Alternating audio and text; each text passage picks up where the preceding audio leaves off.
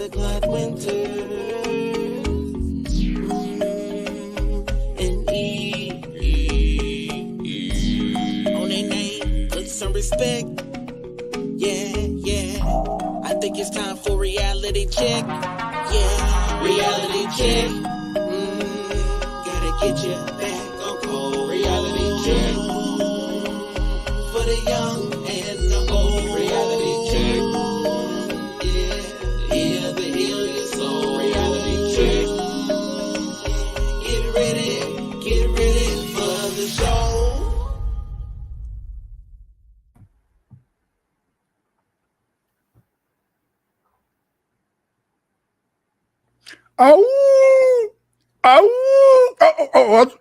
I'm sorry.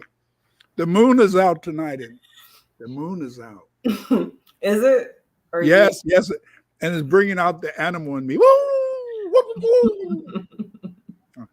You know what they call brothers dogs. What can I say? That is funny.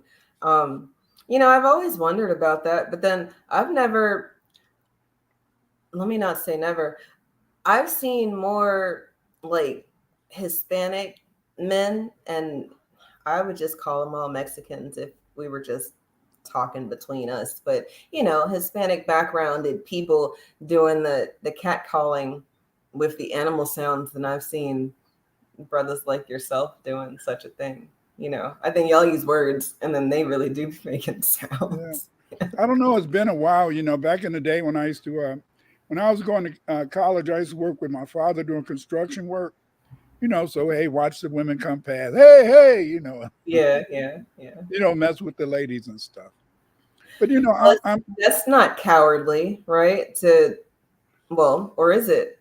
Is that a defense mechanism? Like when a guy is with a bunch of guys and they try to get at one chick? Yes, it's cowardice because you want to be with the crew. And it's silly, but you want to be with the people. I mean, come on now. All of us are cowards at times. Because a lot of times, you don't want to say everything. I mean, your wife would say, How do I look, baby? And you just say, well, she don't have the back of her skirt in her drawer, so come on now. And she's not trailing some toilet paper, on her shoe. Yeah, right? there's no toilet paper hanging out of her. But it's not that bad because you need in a sense. Sometimes you need a brave woman or a brave man in your life. You don't need brave children because there's consequences for being that kid. I was that kid that used to say the wrong thing. I was that kid who would speak my mind with my mom and stuff, and my grandma. I wonder I don't have rosy red cheeks from all those slaps. Bam! Shut the hell up. Look, I was wondering, have you ever had your mouth washed out with soap? No. I heard about that. I heard people do it. But I never had that. Did you? It's not pleasant. Let me tell you. You did? Wow. You're an authentic human being. I just heard it. It's pretty insane. And I think it's because, essentially you're supposed to be learning a child's place. Everything is not for you whenever you want it as much as you're going to get it. Trust and believe you're going to get it, but maybe just pause on certain things. But to me, and I guess always, why that matters. The why. I've lost that a couple, I guess for a few years, the why, just kind of focusing on the end result of things. Mm-hmm. So by any means necessary type of thing, context not necessarily mattering as much as the end goal. But then prior to that, I've always been a person who wanted to know the reasons why. But then I was talking with my on my other show on Millennials Adulting with my co-host, and we were talking about how that kind of damages our children, because explaining to them the reasons why when really they just need to do it because we said do it, and we're not out here to hurt them or harm them or do them wrong or anything. But, if we said do it, do it. But then I didn't like that. What do you mean? Because I said so. I mean, okay, I get it. Because you said so, fine. But is there an actual reason that we have to move so fast, or it's just because you said so? Okay, fine. You boss. Well, Place. A parent has to learn. You can't push your kids too fast, because again, you're going to get angry, and you might do something that you'll regret later. So a lot of times, you have to tell your kids do this and do that, and then walk away. Right. Because if you hover over them and they're not moving fast enough, that's going to irk you. I don't know why it irks you, but it's going to get on your nerves. Why is she still sitting there? I asked them to do this. Why didn't they do it? So you had to learn. The first child. I had five kids, 6 kids, 5 boys, 1 girl. And so then I forget sometimes, my wife isn't around. Baby, help me. Baby, now where the hell you at? Oh, okay. She's not talking to me though.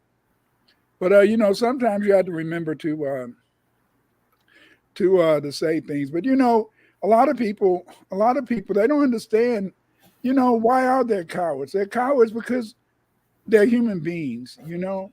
And as a human being, sometimes it's to your advantage to be a coward. Sometimes you're saying, what the hell is he talking about? Sometimes it saves you a lot. I was thinking if you were going with like a survival type of thing, like maybe that's not cowardice. If you have to hide to survive, I don't know if that's coward as much as it's survival, but then maybe we're splitting hairs and they're related to each other like cousins. Maybe they're not. I don't think that would be a situation which, if you're hiding, that wouldn't necessarily be cowardice. You would just be hiding. Mm-hmm. To be a coward is to feel that you should have done something that you didn't do. So to be a coward, we're dealing with additional feelings of like remorse or guilt, or like it's a negative connotation word versus just the act of hiding. There's no negative or positive. It can be negative. No, it can be negative and positive. Okay. Okay. For example, let's say that in a sense, you know somebody, and somebody is afraid to really stand up to someone else. And so when that person says, am I doing the right thing, Clyde, by not standing up? And you know that they're a coward. So you say, you're doing the right thing. You shouldn't do this. When in reality, in a sense, that was false. See, remember, a lot of our lies come from trying to make people happy. Mm-hmm. A lot of it comes from trying to make people happy. That's true.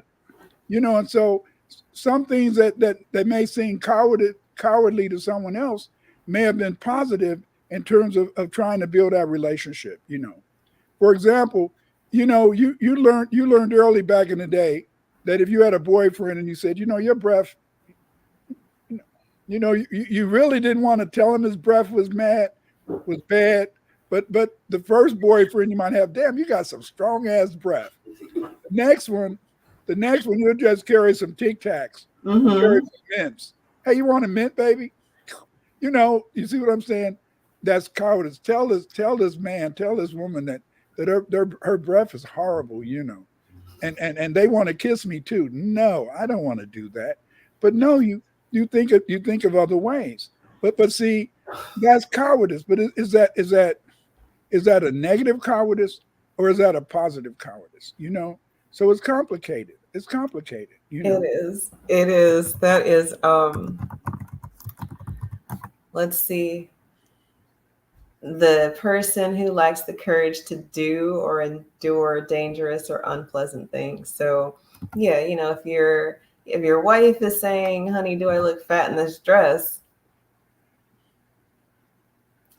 I think It depends on where we're going. If we're just going to Applebee's, me and her, or if we're just going to a restaurant where it's just going to be me and her, fine. But if we're going to an event where let's say the school Christmas party, Hmm. if you're going to the school Christmas party, then you might want your mate to be a little bit more, you know, a little bit more presentable because you may feel in the sense that yeah, people might talk about him behind their back. I mean, but isn't that the same at Applebee's? What if you run into a No, coworker or I somebody don't y'all care. know? I don't care if I run into them at Applebee's. They'll just see the natural me. Don't get close. I might be musty. Yeah, I might be musty. That's real though. That's I get that. So around people that, well, not even people, because again, if you come across me in real life, then you get me authentically versus the presentation that you get at work. Um, people, they always say that you have to be mindful of who's watching you always, and it's about I guess that is part of the integrity conversation. Like, are you the same person when people are watching versus when people aren't watching? Um, or are you the person who gives because you can post it on social media and tell everybody, oh, look, I gave some money to people who didn't have any, or, so it's, I think that's tricky because to me, or at least what I've said out loud, or at least I don't even want to say that I've taught, but just in conversation about how I feel about presentation, I feel like women, Black women in particular, we have to put on when we walk out the house, because if we look any old kind of way or stereotypical bad way, then that's more of a reason for people to talk shit about us as a collective.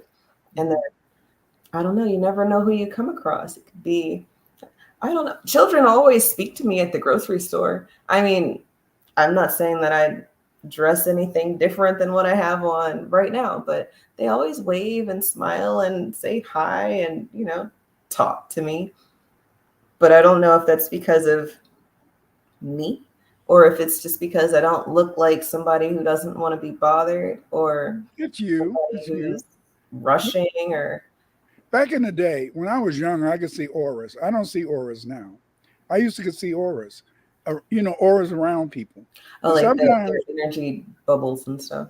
yeah, well, like auras that made you feel welcoming. And Okay. so a lot of kids see, because the fact that you like to deal with the minis, and because the fact in the sense is that you just exude love. People would know that from Eve, because if they hear Eve on her channel, I like to hear you trying to cuss. Damn shit.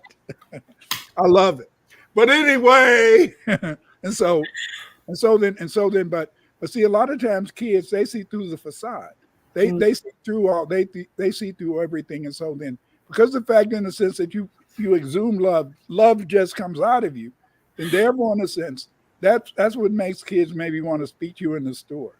You Okay. see, but at the same time, there's always a time. There's always a time when there's nothing wrong with being a coward. Because see, we like to think of cowards in terms of wars or Mhm. conflicts. We like to think of cowards in terms of someone who's engaged in a battle, and they had to come up to each other. But I mean, hell, most of the time, if you're engaged in any type of fight, you're a little scared, but you're fighting anyway.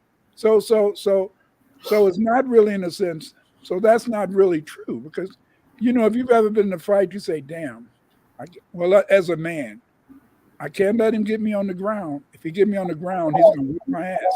I'm gonna get a black eye. I'm gonna get a bloody nose, you know. And so then you're gonna stay up. If you're a girl, those girls in my day, they used to fight like this. And so I wouldn't have never fought a girl back in my day, because they were throwing them they're gonna hit your ass. I want to see somebody with the dukes up, they're gonna jab, they're gonna block jab. I don't know how girls fight today, because I'm not teaching anymore, and I don't be around those people who show that aggressiveness, you know.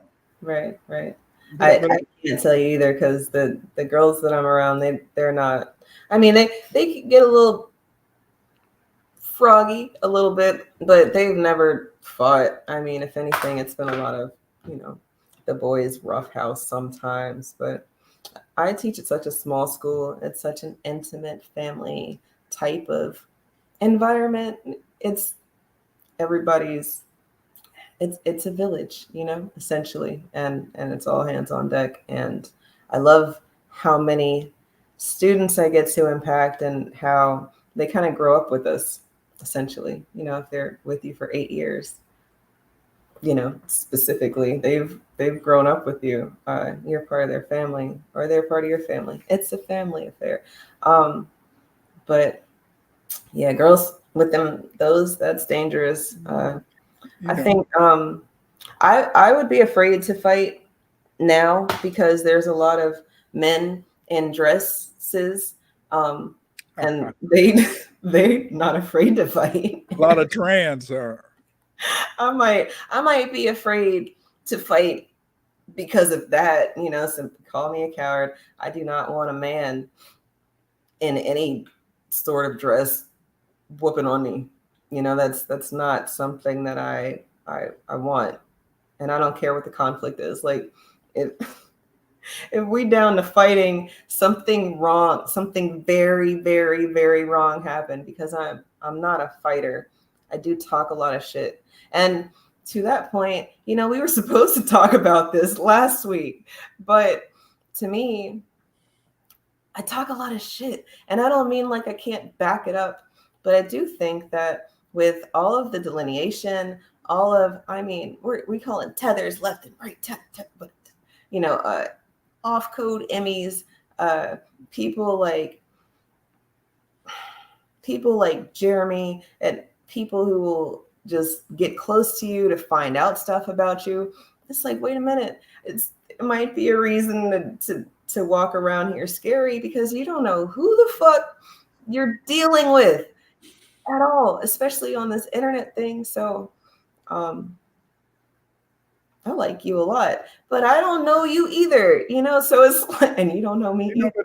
That's true, but it's like what Bob Wareham said, there's a fine line between not being a coward and being suicidal. And you had to keep that in mind. But see, here's the whole point. You don't know any damn body. You don't know anybody. I'm sad to say this. You don't know anybody. I love my baby doll. I love the hell out of her. You know, I wish she was with me today, but I always felt in a sense, I knew that she loved me and I loved her, but I didn't really know her. And I didn't want to know her all the way. Isn't that crazy? No. And I'm going to tell you why, because it's about too much information is suicidal, Bob Wareham.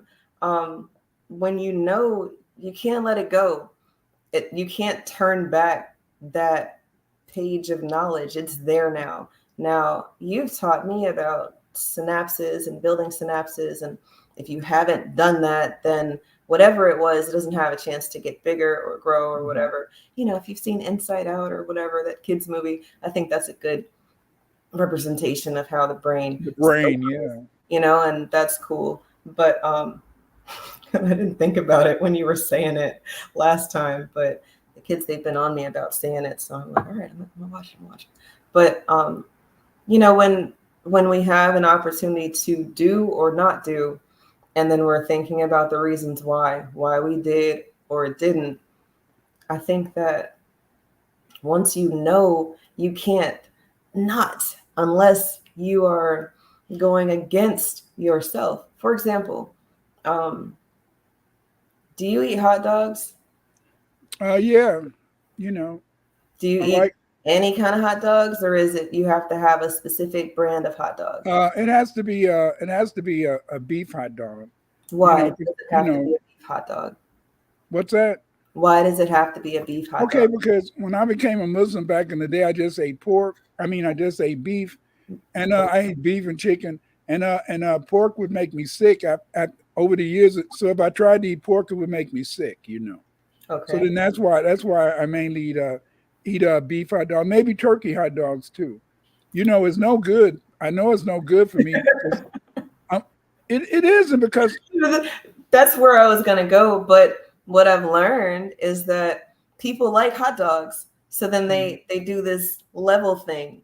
You know, pork is worse than chicken, is worse than turkey, is worse than beef. You know, there's a hierarchy, even though they're saying, I understand a hot dog is it's not good form of eating meat. Pause, no diddy or whatever y'all want it to go. But still, I like my hot dog, so I'm gonna just eat it in a more healthy animal. But the process is still the same, right? How they make it, what it's made from. You know, just like stuff. Just like when they started talking about they're eating the cats, they're eating the dogs. And then I just started thinking back. I mean, damn, my father used to like to hunt. So every now and then during hunting season, we'd eat squirrels and rabbits. My mother, she wouldn't eat possum because she said they ate up dead people. And so then, and the thing is this, we didn't just have to live off of it, but if my father went out and he shot it, we ate it. If he found a pheasant out there, he shot the pheasant, we ate the pheasant. But I think that that's different because the people who are coming here from countries where you are going out into the land and hunting the animals, like my cousin went to Belize, and in the email from like 15 years ago, it's like, and I tried guinea pig for the first time. And I'm like, what are you talking about? You trying guinea pig? Because I had a guinea pig, little Wookie. He was so cute, fit in my hand like this. The guinea pig. You didn't let him grow big enough. That shit was like this, it was huge. And I'm like, okay, that's different. And maybe you would eat that if that's the rodent that's running around. That makes sense. Now, you coming over here and then going to PetSmart and getting fucking guinea pigs and then taking them home and eat, you can't make that shit make sense to me. It's not going to, because there's other forms. But when we moved into the first house I bought, across the street, the people they used to have chickens in their backyard. They had chickens. I would love to have chicken. We can have chicken here. This is a city. This Chicago. I said, who are these country? And they weren't country either. They were, and they had chickens. You're saying in inner city Chicago, you had a neighbor had chickens. Yes, they had chickens. And but then when you think about it, but see, when I was a kid, and you would go to the delicatessen, you could buy a chicken. And they would wring his neck for you, or you could take it home and wring his neck. We become so divorced. We become so divorced from death. We become so divorced from killing things. That we don't really think about it. Damn. Just like now, I live in the suburbs now, and so there's a lot of deer running around. But damn, if push come to shove, should we all be trying to fight to kill those deer?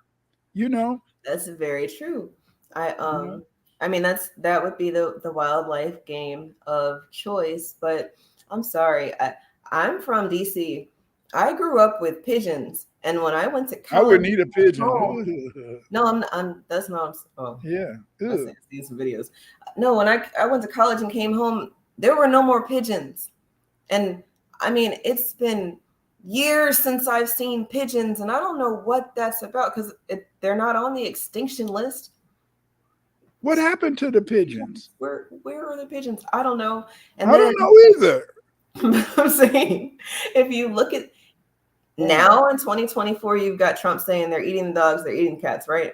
But just think about what we've learned about people who are coming here from other places that have different lifestyles and how they treat the animals in the area.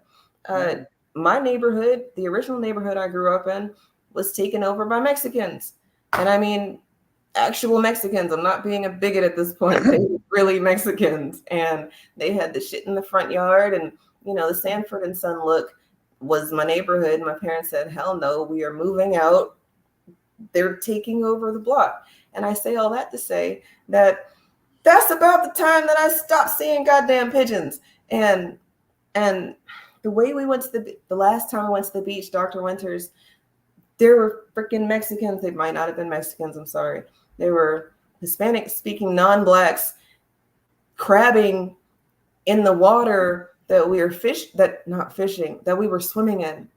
And they had like a boat right there in the beach play area of the beach, not in the beach where you can go fish at the beach, not by the pier or actually in the water, but like right there where people, and I think they live on the goddamn beach. And I'm sorry, I say all that to say that some of our wildlife is going away because people are not shopping at the grocery store, even though they're getting $13,000 worth of food stamps every month, and they're getting extras and side things and under the table, and you don't really work here, but you do work here, and it's a lot of shit.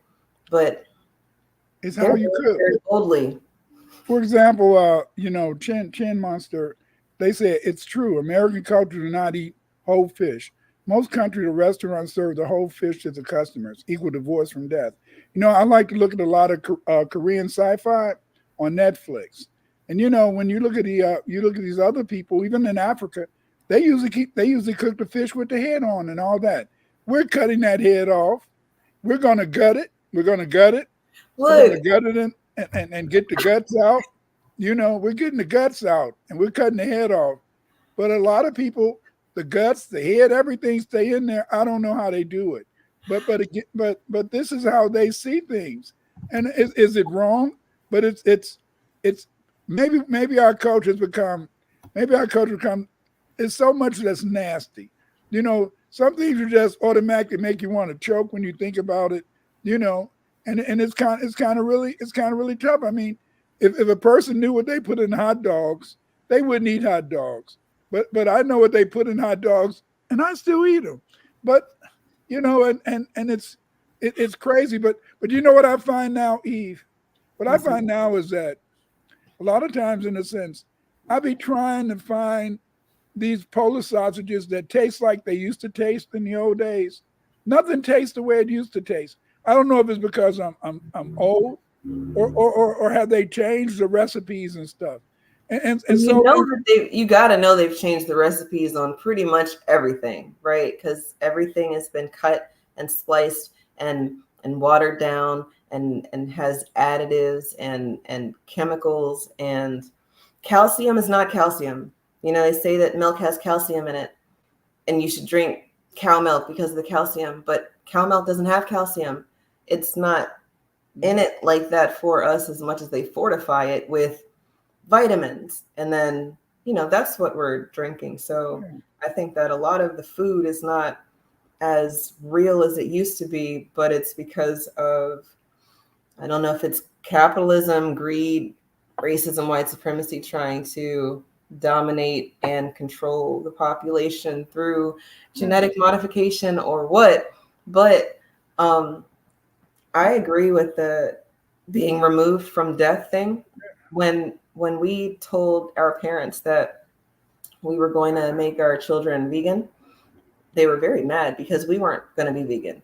But to me and to my man, we said, we're already fucked, right? Like we've gone through this whole life and we've been eating all this bad stuff. So our palate's already kind of messed up. But these children, they haven't been exposed to all these chemicals. Yeah. And why do we have to do that if we can do something else? So we literally started doing something else. And then it's never been about not letting them eat meat, but the types of meat that's out there. Somebody in the chat said it earlier about the chicken. The chicken in the grocery store has so many antibiotics that it'll mess your system up because I treat the chicken. I used to like to feed my daughter when she was growing up. I didn't like to feed her certain chicken and beef because I wanted her not to have a baby as a teenager. Later, but there's science behind that. The hormones that are in milk are already out of this world for human consumption because it was made for a baby cow that Right. weighed way more than you will ever weigh Yeah. ever. Like you at 200 pounds is probably the cow in utero, and then not you at 200 pounds, but I'm just saying that it wasn't made for people, let alone adult people. So then, when men start growing man boobs and then girls get their periods a lot earlier and Yeah, they it's have too a early. lot of Yeah. thickness about them, Yeah. they getting fattened up with cow. Yeah. What they supposed to be giving the cow. And if you notice that generation, they look older than my generation, some of them, but that's because we were feeding them all these different things, all these chemicals. I was surprised. I think it was Frosted Flakes or something. They said they put female hormones in them and It's stuff not like just that. Frosted Flakes. You know, You got to look at on the cereal boxes, all of the big brands, they say this contains biogenetically modified engineering. it's a very small print, but it's in there. It says it right there on the since I've been eating those, my wrist is kind of a little slanting. I really don't know. I don't know. Help me! No. Help me! Help me! Help me! No, but help me, Wanda. No, we might don't know what to eat. It's tragic because what is it? There's this book that I taught to my 8th graders a while ago called The Omnivore's Dilemma, and it goes on this journey of different styles and types of eating. We can be herbivores, we can be carnivores, we can eat whatever the fuck we want, and then inside of those 3 categories, plant-based, meat-based, and mixture of both, there's quality of the food.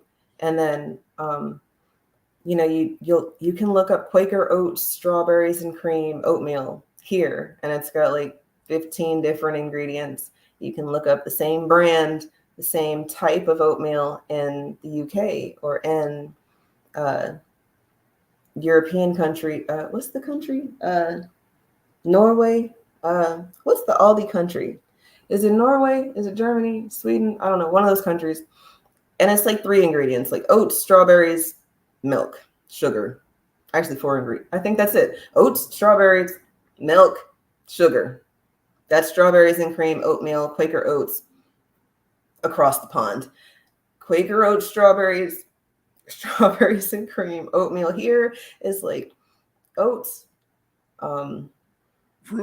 Gotta put fructose. Fructose. Calcium, vitamin B6, niacin. It's just a whole bunch of stuff that you're like, oh, okay, you look at all these vitamins and minerals, but you're supposed to be eating that anyway. But this is a very huge roundabout way of getting to a point that I wanted to make earlier. It's like when you know better, you're either saying, I don't give a shit about the consequences, or you do better. And then by any means necessary. So, like if you want strawberries and cream oatmeal, now that you know it's got a bajillion different ingredients, you say, I can handle it, and then you still eat it. Or you say, I don't want to deal with the chemicals. I don't want to deal with the unknown. And then I make it myself. It's very easy to get oats, strawberries, milk. Sure. That's so simple. Even a caveman can do it. And then, you got Kamala teaching Tim Walz how to bake chicken and salmon. Yeah. So, she puts her collard greens in the tub and washes them so she can feed the whole Christmas crowd coming over to her house and stuff, collard greens are hard to cook, but again, really? in a sense, yeah, I think so. You're a woman, my wife. Women, my wife, all y'all can cook greens good. As a man, it's hard to cook. Because you know why it's hard for men to cook? We don't know how to season. We don't know how to season stuff. You girls know how to put the right stuff in there that makes a man want to come back and eat some more. Our children, I want to say one of the times I was either pregnant or sick or just, not feeling myself. Baba cooks food, and he cooked the same exact shit that I make, same thing that I make, and they ate it and they loved it. They loved it, right? And then when I got better, they're like, "Can you put some food like in the freezer, like in the event something happens, guys?" And I'm like, "What do you mean? Baba said you loved it. You didn't like it? No, it was good." Yeah. But Well, they when I was in when my kids were growing up, my wife I love my wife cooking. She's a super cook, and she got about what? How old was she? I think she got about 55 or 60. She decided she wasn't cooking anymore, and she lived till she was 67. So I did all the cooking after that because I cooked one Sunday, and when I cooked that Sunday, that was nice. And she said the kids are gone, and she said, "Hell, you need to cook for me." I said, "Okay." But the thing is, this is ever see you girls, y'all know how to put this shit in there. Look, I'm gonna promise my man that he's not gonna have to go through that. I mean, I have some some lines in the sand, right? I like my kitchen. I like my space. I like getting gadget. I am that girl that you can get me gadgets in the kitchen and I will be elated to try that shit out because I like food, presentation of the food, eating good food, feeding people good. I love everything about that. Now, what I don't like to cook with people unless it's like if I go to somebody else's house and they need help, sure. But if you come to my house, I don't need help. I need you to get out. I mean, you can stay in here with me and keep me company, but I don't want you doing anything. I'm OCD about things. But if I'm at your house and you're gonna cook me the same thing, I'm not about to sit here and tell you how to chop your onions, or I don't care. Do it however you do it. Your kitchen, your show. But I like my space. The kitchen is like one of my woman caves, and my studio is my other woman cave. And then I think inside of that I like all of that. So feeding my family, I'll never tire of that as long as you don't do those other things. Your wife said not to refer to her as your mom, or she would never iron your shirt again. And she didn't. And you crossed it, and she meant what she said. My wife meant every damn thing she said. That's why I didn't like to push her. And that was in what, 70, 72. Yeah, 72, and we were married until 2020. When she died, and she wouldn't iron shit.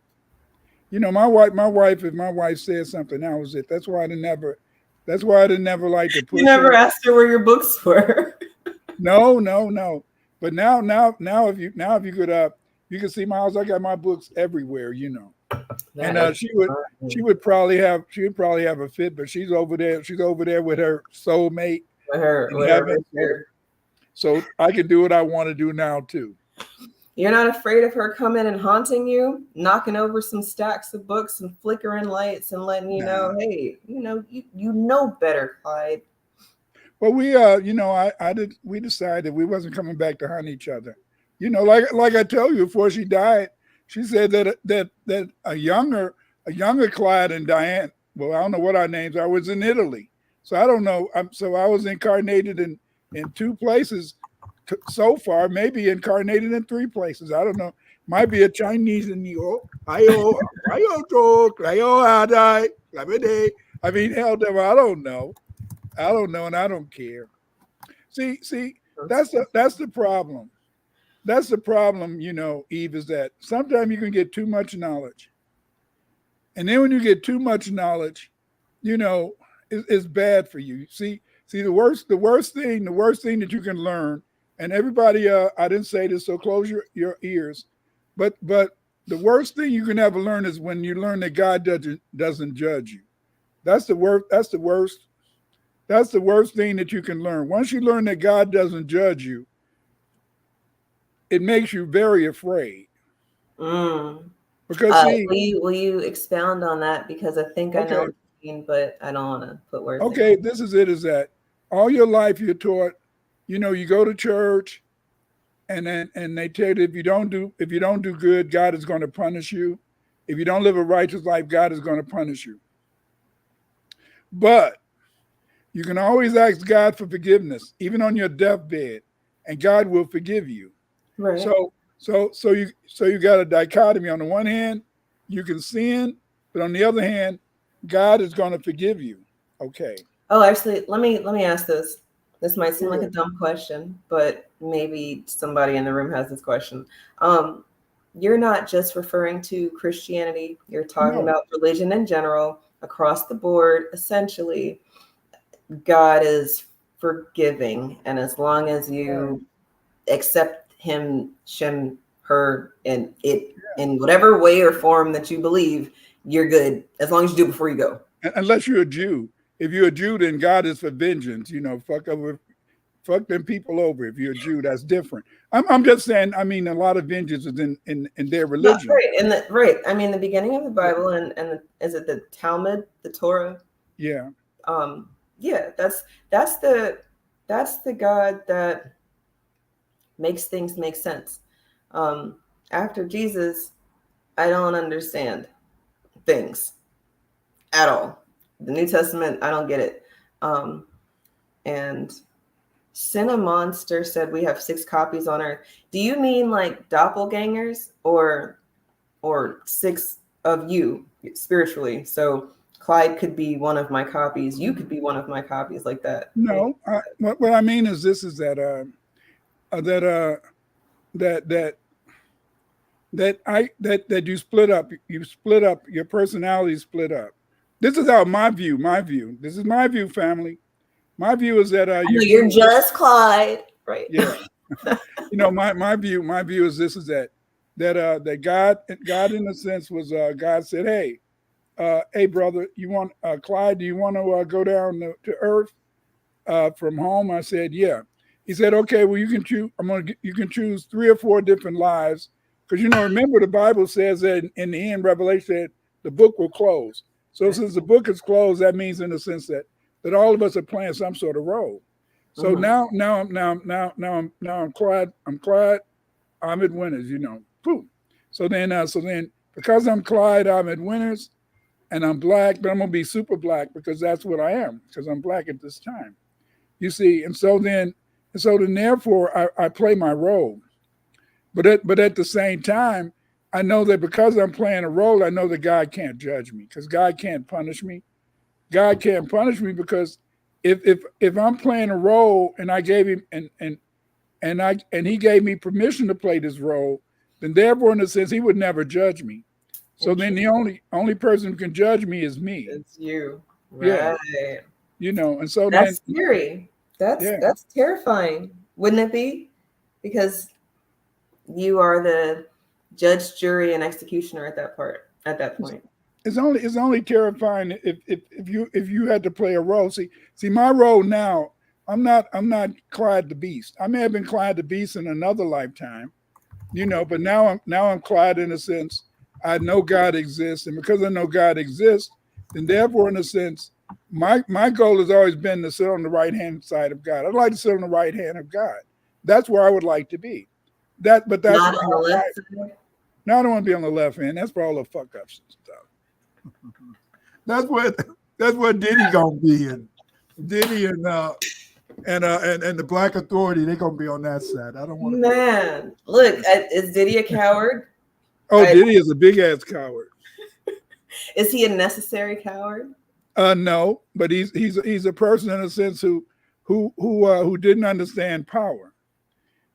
One day we might discuss that. See, power. See, the power. The most important thing you have to learn in terms of power is how not to use power to hurt other people. See, say that again, because the most important thing says that power is the ability to abuse. That's what power is.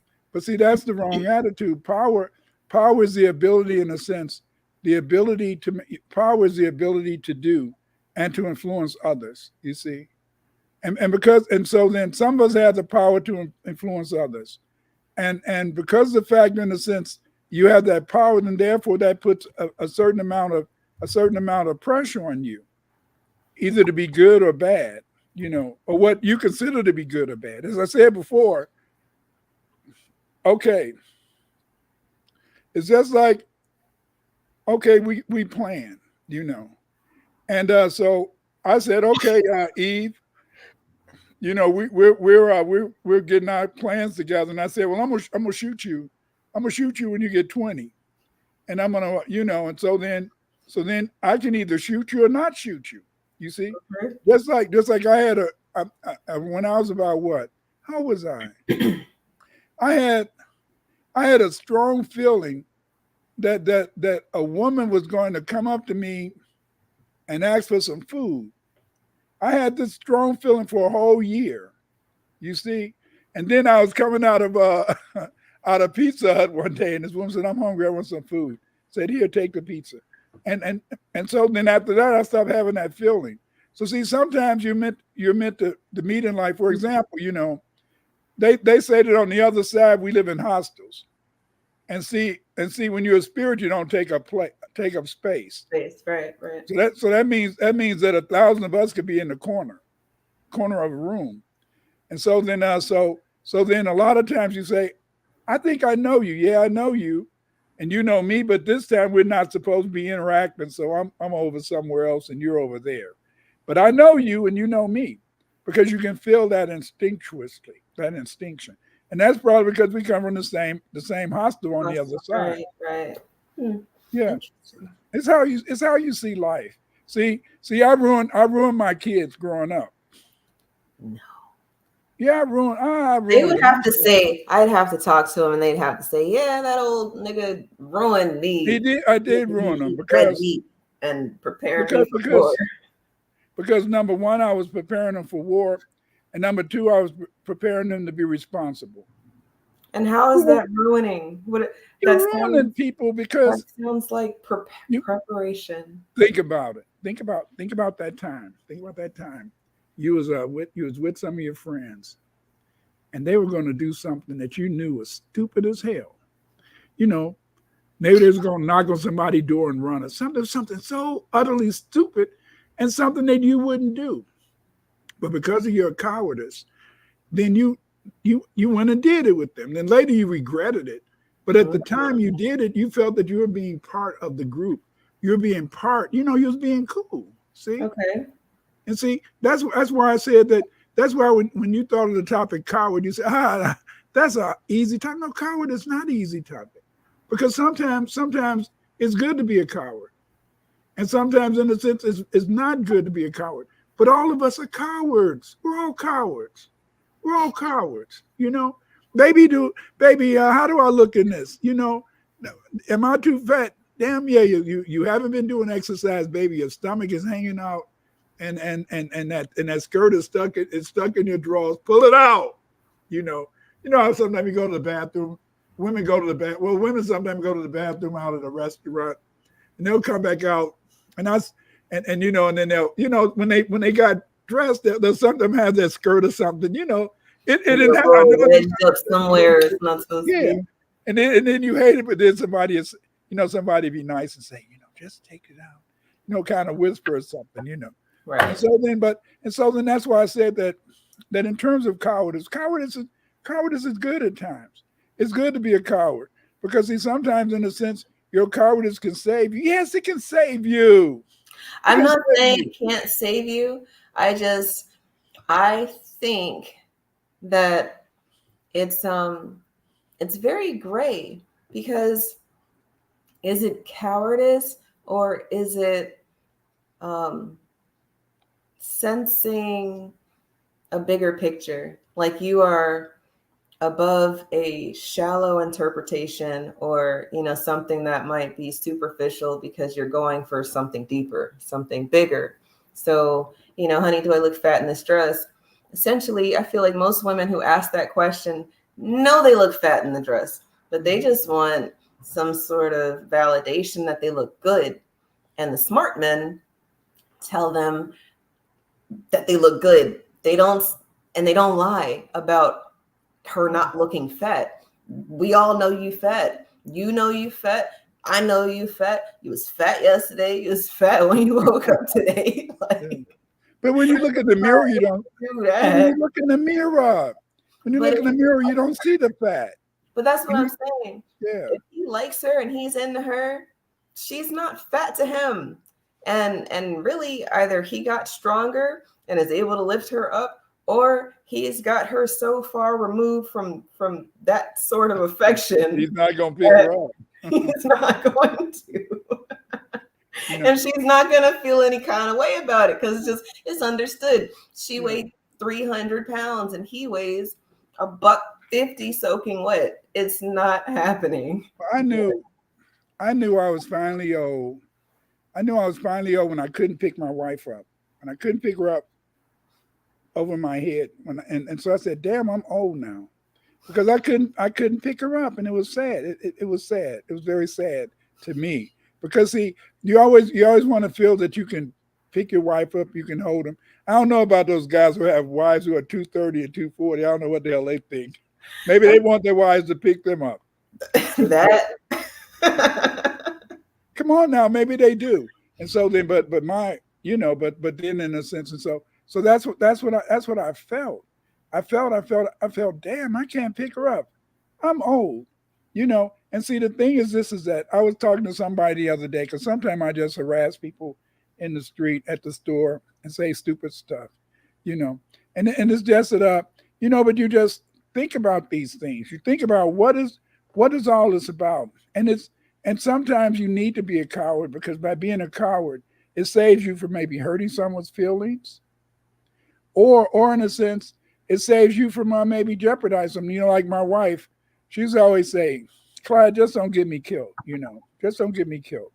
I don't know why people always tell me they want the power. Just don't say nothing to make them people mad. No, she said she meant that if they killed me, okay, but she didn't want to die in the process. Don't firebomb the house. Your car, as long as I'm not driving. I don't know why back in the day people used to always say, I want to kill you. I say, fuck you. Fuck your ass up. You better. Because you had God on your side. Yeah, that's how I knew God existed.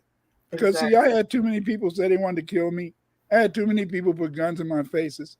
And the thing is that, I wouldn't tell, when I was a teenager, I'd say something stupid like, shoot me if you would. I wouldn't tell these young people to shoot me. They'll shoot me right between the eyes. Or shoot me in the eyeball. Yeah, well, no, I don't even know about all that. Yes. I know people say about these hard children, these gangster children, and these no home training children, but I still think that that's pretty cowardice. To shoot someone, unless it's a tactical move, to me is cowardice. Because why are we killing each other? What is that about? It's almost like when people can't keep their hands to themselves off of name calling. So like, you call someone a name and then they smack you. So, but then there's levels, like what we talked about with the hot dogs, right? Mm-hmm. You might take somebody calling you retarded, but then Billy at work calls you a nigger, and that it immediately comes with a smack or some sort of physical. Or you can, or a white person can call you a nigger, and you get angry, but if another brother said you nigger, it can make you want to kill them, and that's the thing I'll never forget when I was little, and I used to see people fight, and when they would get that brother on the ground, they would say nigger. It looked like the punches would come even harder. And so we always been taught to hate the nigger, but we always, in a sense, use the term. And so see, the thing is that's the beauty of being a girl. Being a girl, you don't have to see the viciousness of people, and growing up in my time, because there was a lot of gangs back in the day, and your manhood. So your manhood was, you had to do different things. I mean, it was the way you walked. You had to walk a certain way. you know, and so then to me, you became gay. A person became gay so that they wouldn't have to stand up. To me, that's what I felt growing up. Is that when you became gay because you know only then yes, because you become gay because see in that way nobody wants to would bother you if you were gay. You're laughing, but that's the way it was. It's I saw this this clip. It might have been Key and Peele, it might have been Drunk History, but it was about the Titanic, but like now, and all the Transformers, you know, they're saying we want the women and children to get on the boat first, but you got all these Transformers, and it's like, wait a minute. And when you said that they didn't want to fight, that's all I keep thinking about is that in a time of war, we are at war, like Black America is at war, and you got people who don't want to fight. You got women who do want to fight. Strangest shit ever. You know, they don't want to do the man thing, but then there's women out here on some like, well, shit, these niggas ain't shit. So if I gotta wear some pants and kiss a titty, excuse my language, you know, to get us to where we need to get to, then fine. But then I find that we're losing, and I don't know if cowardice is necessary But as much as it is a gauge. You know who's real because they're not acting like that. see, it's strategy. It's being strategic. See, there's a difference between in a sense strategic ways to fight and just all out fighting. See, the point is this: is that the many Black people who grew up in the hood, they feel in the sense that you had to have a frontal assault. You see, you had to have a frontal assault. But those of us in the sense who grew up in the hood, see, back in the day, you know, when you read the books like books by Fanon, you know, when you read books in a sense about and other people, you found in a sense that you had to fight a guerrilla war, and in fighting a guerrilla war, then therefore in a sense is that you had to be more crafty and more strategic in how you fight. But see, many people today, in a sense, they're just so angry. They're so angry that they want to just go ahead and make frontal assaults, and that's why. Okay, that I get that. Yeah. I was still confused. And then also we idealize. We're looking for somebody. We're looking for somebody. Damn, I need that Black authority. Damn, I need that Professor Black. Damn, I believe I need that Tariq Nasheed, but he's a disappointment. Because I keep saying you the damn leader, and you keep saying I'm not the leader. You know, but you are the leader. So we love your ass, but we want the Black authority, and we want Professor Black to go out there, hide your face so that we know the white man know where you at, and he'll fuck you up when he get ready. But see, we live in a confusing time. You see? Okay. Now we know that the most feared Black man on the planet Earth is Farrakhan. How do we know this? We know that Farrakhan is the most feared person on the planet Earth because they do not want us to talk to him. They do not want him to be on TV shows. They do not want him to be seen. You know, when you got other people saying the same stuff, even more powerful stuff than Farrakhan. But it seems like they've chosen Farrakhan as that Negro that you should be afraid of. And so then we feel good through voyeurism. So we love to see somebody every day get on and like Professor Black Truth, and you know, and I don't know, you've humbled the Black authority. Black authority don't talk good shit anymore. Why did you humble that brother? I'm very sad. You humbled him. You showed. It's sad. It's sad. He still get 25,000 views, but you guys humbled him. Why you humble him? You know, why did you make him have to show his cowardice? Why did you do that? You know, Dewan said last year this year would be the year of exposure, right? So then you've got all of these things just being exposed from, Diddy running in a towel in a hotel trying to whoop Cassie to, That happened in 2017 now. Remember, that's the whole video. Right. Yeah. So then this has been covered. People knew about it. The fact that it was on that hotel footage means that anybody who saw the security cam that night knew about it. So, what all is being used because of the timing? I think my favorite little catchphrase right now is divine timing. I don't know when shit's going to happen, but if you're patient, if you work on things, essentially, like you say, you will get what you want. It might not be exactly how you wanted it, but you will have you get everything you want. It, So I don't know if it's divine time, at least in my opinion. I don't know if it's divine time. I don't know if because see we're at because I'm because see most black men have been conditioned not to believe in God. The vast majority of black men have been taught not to believe in God, and I think that's limiting. You see, because see, it's limiting when you don't believe in God. Because see, since I believe in God, and my wife believed in God, we didn't mind dying. We didn't mind dying for what we believed in. But see, when you don't believe in God, then you don't have that stick to itiveness. And I think that that's the thing that's happening today. That's why when a lot of people are being exposed, and a lot of people today who people thought were their heroes, or people thought could have in a sense been out there, that they're they're not. Okay, just like this guy Common, this Cinnamon, he says Black Authority had issues with women, and it showed in his five calls. I couldn't listen. Tariq is a sleeper agent. I stand on that belief. I know, but I don't believe Tariq is a sleeper agent. The problem with Tariq is that Tariq understands too well how to, in a sense, influence.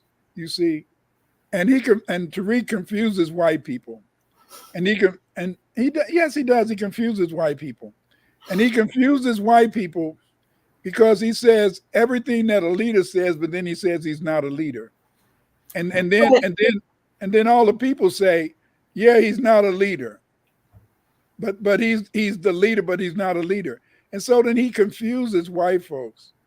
I think it's great. It's like how we can say you good or you good or you good, and then it just depending on context, that why, or just I think in general Black Americans have code about us. Maybe they don't know Mr. Neely Fuller Jr. Maybe they've never talked about reparations or delineation, but they definitely know that when it's you and one other person in a room that looks like you check in to see if that other person is safe or not. Or did y'all give each other some sort of, I acknowledge you, acknowledge me, or did you find out that was one of them coons and you probably need to stay away from that person? And that's even in the code too, because how do you make these judgment calls from zero interactions with a person other than, you study in the signs? But that's the beauty. That's the beauty. That's the beauty in the sense is that, see, that's why you have to be strong in what you believe in. See, most people don't have any belief. And because they don't have any belief, then how can they stand? See, I've been Black Power. The first time I saw my name was I was looking at CBS News, and they had a list of Black Power niggas. And I was only 16 years old. And they had my name. I saw it on the fucking list. And I said, how the hell I get on the damn list? And so then, just like now, go ahead and Google me.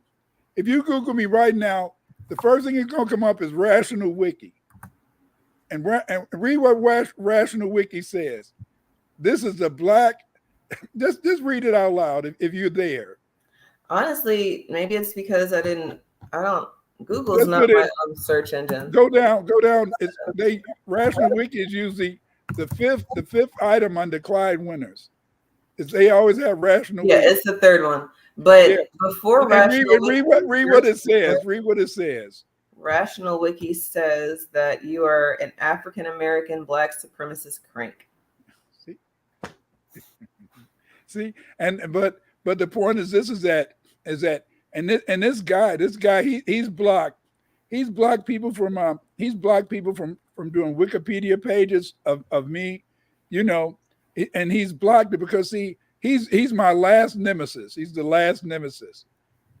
I mean, the way you've been talking about the Broke Authority, you might be making another one. No, he's not. He don't care about me.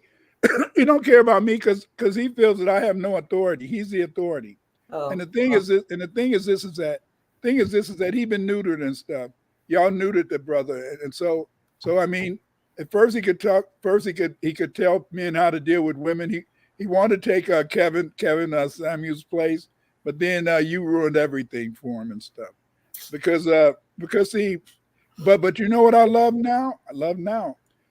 before you brought out his feminine side.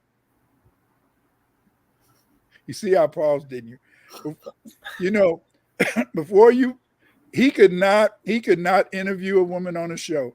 Now women can talk on the show for 5 minutes and he will not argue with them or get mad at them or try to make them feel inferior. And so that's a wonderful thing you did. Hey. Here's to teaching an old dog new tricks because you taught the old dog a new trick. Old dogs. You know, and so it's not so again, as I said, is that so I don't have anything to do. I don't have anything to do because see, I'm an old nigga. And because I'm an old nigga, then nobody pays attention to me, you see. And see, because of that, in a sense, influence is limited. So there's no reason that people can fear that there can be any trouble. See, it's the young people like you and others, in a sense, who maybe can get other young people to see how they should move, how they should respond, how they should act. But me, I'm just an old nigger, you know, sitting.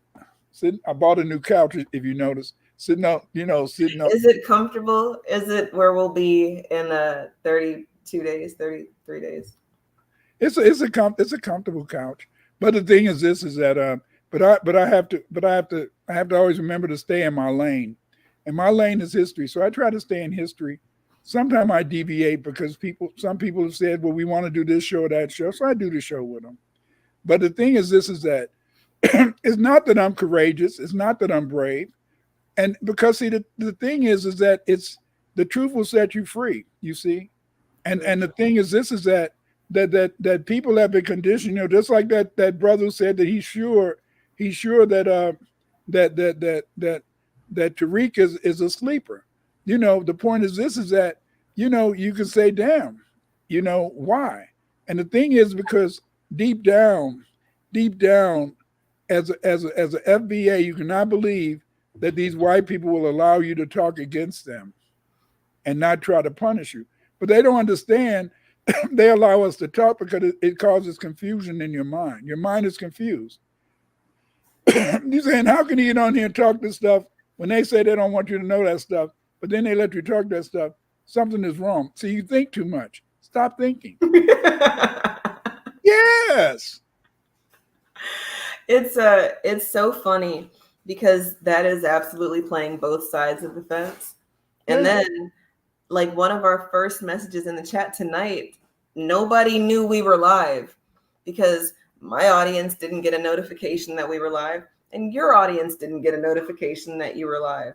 And for whatever reason, we don't have 30,000 people listening or watching. So for them not to do certain protocols that they have in place as a standard operating procedure on YouTube, you know, you make a channel and people want to know when you're live, they just hit the little button and then YouTube's supposed to let you know. Right. I mean, I got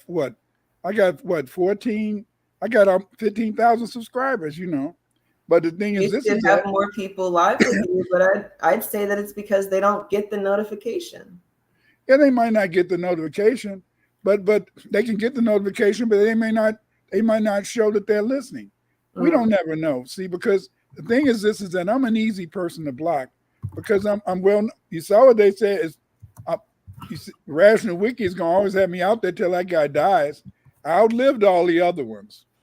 I outlived all my other distractors, but he's the last one. So maybe he'll beat me, you know. Oh, But wow. see, you know, because see, they couldn't understand. They said, here's this brother. This man is clearly black. You can look and see my dark ass face. I used to be handsome though. But anyway, and they would say to themselves, how can this brother grew up on the south side of Chicago? How can he get articles published in genetic journals? How can he do that? He don't know shit about genetics. How can he get articles published in these prestigious journals, these scientific journals, and he's an Afrocentric scholar? And the thing, that's it. I'm a scholar, nigga. What? And see, What? that's right. See, but the point is this: is that it's scary to them. It's scary to them because see, they don't want to see reality. They don't want to see reality. You see, they don't want they want us always to be cowards. You look at most of the black professors. Most of the black professors at these universities, I can't blame them. My wife was down with me, so if I would have lost a job, she was gonna still be with me, you know. But oh yeah, I remember back when we was having hard times. I said, "Hey, baby, I'm gonna you know, go and be homeless, and you go ahead and get some aid and stuff like that." I said, "Okay, well, when you going?" I'm gonna go now. So you know, we're gonna take the kids over and you stay with your mama and the kids. Say, okay, when we going? Say, where the hell are you going? You're gonna stay with your mom and the kids. She said, where we go? I said, no. I said, I'm going to go and be homeless. I'm going to live in the street. You go get aid. You saw me? Okay, good. I'll take the kids over, mamas. And when do we go to the street? I said, you can't live in the park with me. That was back when a lot of homeless people was in the parks in Chicago. You were probably young. So the homeless people were in the parks and stuff all over the place. But she just said, hell no. You know, I remember it's just complicated. I remember my brother-in-law, his wife and her sisters, they all divorced their husbands the same year, you know. Oh. Yes, they all divorced their husband the same year. And so then she asked my wife, she said, why are you still staying with him? You know, why are you still staying with him? She said, because this is it. She said that I have patience and I know that today is today. Tomorrow may be a different day, you see. And then things worked out better. And I mean, you know, things worked out and I worked at the same job for 21 years. And I mean, hey, it changed everything. And so, see, that's the whole point is that sometimes you do get second acts, but it's very difficult. I want to know well, I guess Lester's gone now, but, you know, he's saying it's easy to attack other blacks. Who are we attacking? And then what is the woods? And then are immigrants, are the black ones allowed to be talked about or not allowed to be talked about? And who is we're fucked up? Who's fucked up? I hate generalizing comments like this because he's probably a troll or what you know Tariq called tethers. I don't call anybody tethers. I'm a Pan-Africanist. You know, you're not on. Expound on your comment in the chat because I don't know that we're attacking anybody. We're talking about cowards and the necessity and how they're necessary essentially. Like we need a gauge, and then also you can't be stupid and just run into the battlefield with nothing. You know, I don't know. You know, because see, the thing is, this is that you have to understand is that traditionally the only people that stood up for us, the only people that were allowed not to be cowards were preachers. And the reason that preachers could speak up for us because they didn't have to worry about getting any money. Mm. See, the rest of us, no, preachers do get money. What do you mean?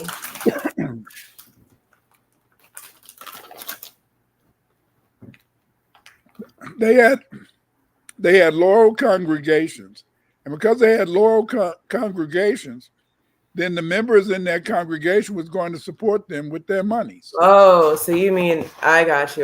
So yeah, they worry about a check or food because they're gonna get it in tithes. And, right. And whereas if you're an individual like yourself, you're a teacher, you're always liable. I mean, they can always think of some way to maybe get rid of you. All they had to do is cancel your contract. You know what I'm saying? Oh, for sure. They, I like the university style of employment, but I don't like that you have to be there for so long to. It's only 7 years. It's only 7 years. But the point is, I thought it was 10. No, 7 years usually get tenure.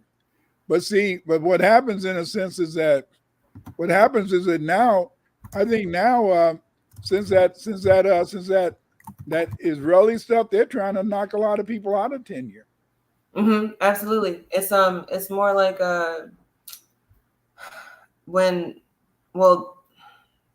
my parents, they work for corporate America, but they don't have degrees. And then a lot of people around them in their spheres, they all got the axe, but then by the grace of Allah, my parents did not get the axe, but they were part of the teams who had to train people to come do things that, they've been doing their whole time being there, or train somebody to come make more than them. You train your supervisor, even though they're 15 years your junior. And, I think all of that is, I guess it's all part of the setup that is the American dream. And it is part of freedoms. It is part There's of no freedoms. Because it's a girl and it's a woman in my research class, and she was talking about the fact that she worked for the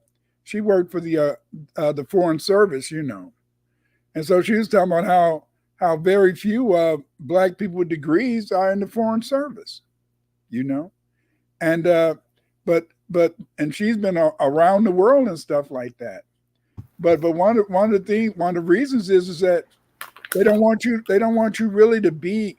See, they don't want you to really be in those competitive positions. Because remember, since they can't compete with you, they don't want you to be in a position where you're going to show them up. And you can try not to show them up, and you're still going to show them up. So this is why a lot of times, in a sense, you can be a problem. Just like when I was teaching at Governor State University. When I was teaching at Governor State University, all these other people had tenure, and they had tenure and never published an article in their life. I'm talking about the white folks. The only thing they published was their dissertation, But the thing is, this is that, I always thought at first you had to do research, had to write, and had to publish. But that wasn't true when it comes to Black people. A lot of times they want you to be a half-ass. They want you to be a half-ass professor because that way, in a sense, that they always want you to know that they can get rid of you at any time because you're unqualified. Oh yeah. Oh, for sure. So they don't want a qualified brother or sister around them. No, they don't. Well, because then you're going to want more. You're going to expect more. You are going to do the thing that the illegals are doing, which is saying, hey, I'm working and I deserve to get a living wage. And I'm very confused about this entitlement aspect because you deserve to be in handcuffs and shipped back to where you came from, breaking the law coming over here. But, that people say that Blacks are afraid of work. We're cowards. We're afraid of working hard. And then I think about how I've read some enslaved narratives where, if you excel, well, now you are a prize pick and we can charge more for you because of how good you do. And look at how much cotton you pick, and look at how many trees you cut down, or how many, whatever it is, physical labor. Look at how many babies you birthed and how they didn't all die, or whatever it was. And it's just like, okay, well, maybe we've learned, survival. You don't stunt just because you might get got, that they're looking for you. You are a prize specimen. So let's not be so flashy and stuff, but that's good for some, but then there's always that brother or sister who don't give a damn. See, there's always that brother or sister who don't give a damn. But those are people that don't have children. It's hard to be courageous and you got a child. Because see, when you got children, then you had to sometimes compromise a lot because you want to make sure that they can eat. And because you want to make sure they can eat, you want to make sure you keep your job. That makes sense. But like you said, daddies think about, okay, you're going to go live with your grandma and I'm going to go live in park, and at least you're going to eat, and I might have to eat a pigeon tonight. But that's right. Might have to get me we got squirrel. I know how to hunt squirrel, Put a cat on the grill, But I'm lucky, I'm very lucky. I'm lucky that my wife was a good friend. I had a friend, and I had a friend. I had a good lover, and I mean, hey, I was lucky, But I don't try to attack anybody else. I don't try to compare myself with anybody else. I don't try to say that you can do everything that I did, or if I got it, so you can get it. No, I'm not going to say those things because everybody is different. Everybody is different, and we're out here in a sense in this world, but we are at war. But but the biggest war we're having is not with the man, so to speak. The biggest Why war not? They're keeping me back. They holding my check. They let these people over here and they got diseases and no experiments riddling them with right. But see that's diseases. But see that's to keep you with high blood pressure, and maybe if they're really good, maybe you'll get heart failure. Then you got 3 to 4 years to live before you're dying. So then that's always to keep you always hyped and always upset. See, because the thing is, this is that you're never going to get everything that you deserve. You're never going to get everything that you need. But what you find is, in a sense, is that if you use your head and if you try to work together, you can move forward. Lester says, although I disagree with Doc about other black men, I'm going anywhere. I think he's not going anywhere. Because he's going to leave. The strongest man that I knew was my father. I still love him, just like the doctor. B1, thank you. I love my father. My father told me one thing. He said, "Don't you ever leave your family. Don't you ever leave your woman." And I taught my sons that. And no matter what they do, they're with their women and they're with their children. All except anyway. But like, I'm not going there. But because see, sometimes you can have children and you don't know you got the children, and the woman might say that's not your child. But then in a sense, so it's something, and they get it, and they tell somebody else that that's their child. So that's what they got to do. I always ask my kids, please try not to have children out of wedlock so that I can see my grandchildren, Oh, that's real, because sometimes they die before they get here because of who they got created by and with. And we've talked about how people are not having some certain conversations before they start doing the creation thing. Yeah. They're getting in the lab with science experiment partner, and they didn't go over any protocols. They don't have any safety equipment. Right. They're not prepared for the consequence. And the rubber's been out for what, 100 years? I know. Get a little latex. Get the latex. No, I gotta feel it. I gotta get the damn latex, baby. What? But essentially, they make all sorts of different things. So really, to me, a person who gets pregnant wanted to get pregnant. Nobody is going to be able to move me off of that except for, the rape. Okay, yeah, obviously you didn't want that, so you wouldn't have wanted the consequence. And then, rape. But don't you think sometimes you want to have sex, but you don't want to get pregnant? So then why wouldn't you use protection? And but then you'll hear some people say I used protection, but it didn't work. Yeah, I don't believe those people. What about if that prophylactic bust? That's different. And they would have to say the condom broke. They would have to be very specific. Women say all the time, "Oh, I forgot to take my pill," and oops. No, you didn't forget to take your pill, because if you're a person who takes a pill, you are consistent about the pill because you know what it's doing, and the pill does not keep you from getting diseases, which is a whole other side of the safety net that is latex. Or stop. We're gonna stop right now. We're gonna stop. Family, forget. Don't be a coward, you guys. Wrap it up. Forget everything Eve said, because Eve is talking about being responsible, and we don't want to be responsible. Reality check. But I'm only joking.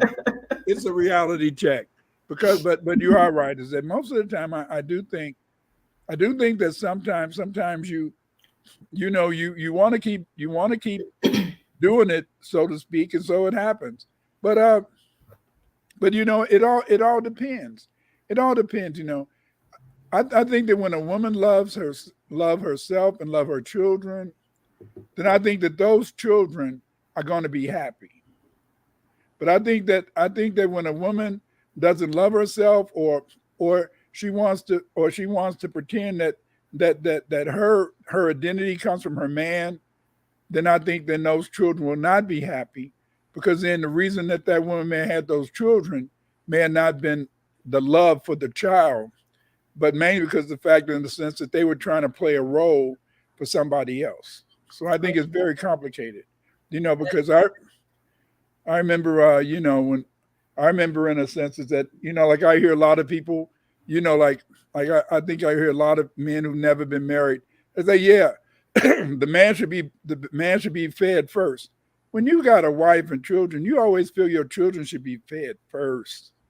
That's how a man feels. His children should be fed first, not him, because he's saying, "Damn." I mean, but you hear these people who haven't never been in love, or who haven't never had a father, never had a father in the house. They don't know that's the way it is, because you learn from your father that your father didn't worry about coming first and shit.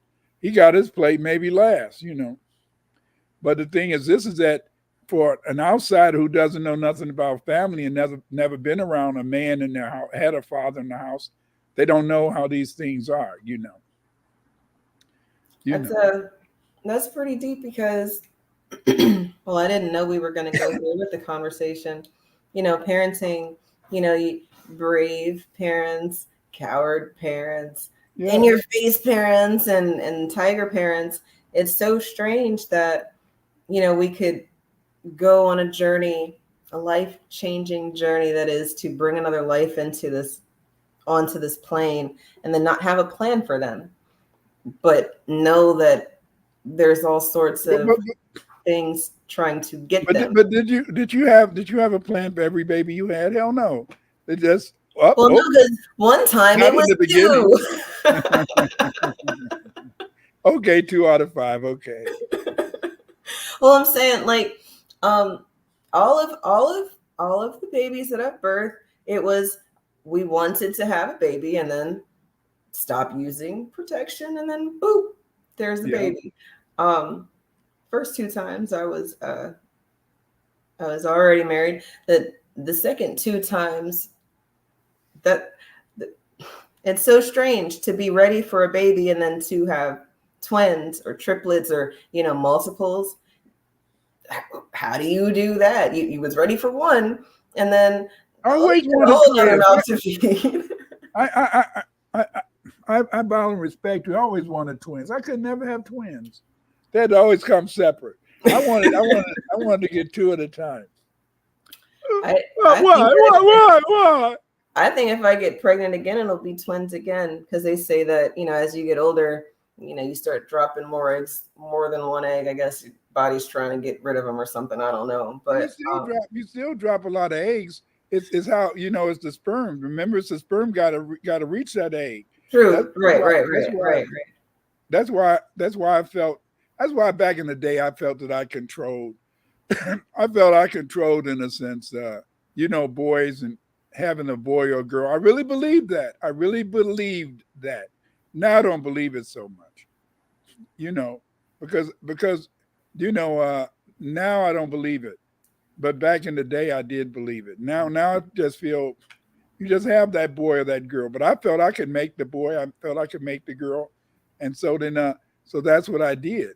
But that's what you did, and nobody can tell you otherwise unless you say. But now I don't believe it. Girl, I don't believe it now. I don't believe I had any influence over any of that shit.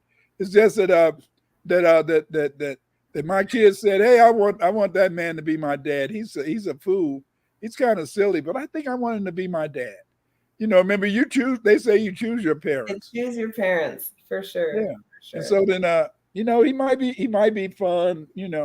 We might have to eat a lot of beans growing up and shit and stuff like that. I was last week I was talking to my sons, and they was talking about learning they was talking about their fights and stuff and learning how to fight. I said, damn. I said to myself, did I just raise my kids just to always feel they had to fight? Because and I just said, damn, maybe I did.